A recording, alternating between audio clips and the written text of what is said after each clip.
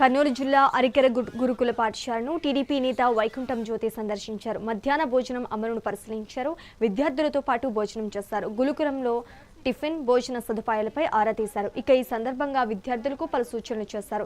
బాగా చదివి పాఠశాలకు మంచి పేరు తీసుకురావాలన్నారు. పాఠశాలలో మౌలిక సదుపాయాల నిమిత్తం 36 లక్షల రూపాయలు మంజూరయ్యాయని తెలిపారు. అంతా లైట్స్ ఇలాంటి ఇబ్బంది ఏం లేకుండా చేస్తారు. మీకు అంతా కొత్తగా ఉండేటట్లు చేస్తారు. మీకేం ఇబ్బంది లేదు. మీరంతా మంచిగా చదువుకోవాలా. ఇప్పుడు లోకేష్ సార్ మిమ్మల్ని అందరినీ గుర్తుపెట్టుకొని ఎంతో చేస్తా ఉన్నాడు. ఆయన 13,000 పడిందా తల్లికి వందనం డబ్బులు? అందరికీ పడినాయా? ఓకే.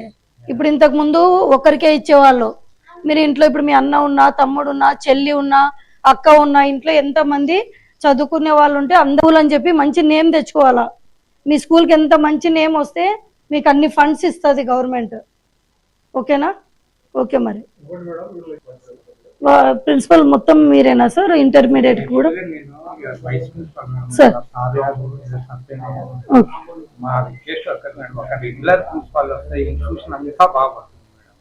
ఇక్కడ సరైనటువంటి రెస్పాన్సిబిలిటీ లేదు మేడం. ఒక రెగ్యులర్ ప్రిన్సిపల్ మనకు వచ్చాడు అనుకోండి, ఆల్రెడీ మంచి నేమ్ ఉంది మేడం. మొన్న ఒక జరిగిన ఇన్సిడెంట్ అది కూడా మనకు క్లియారిటీ లేదు.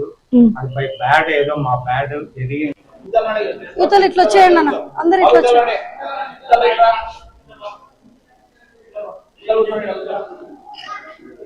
సార్. మీరు కూర్చోండి.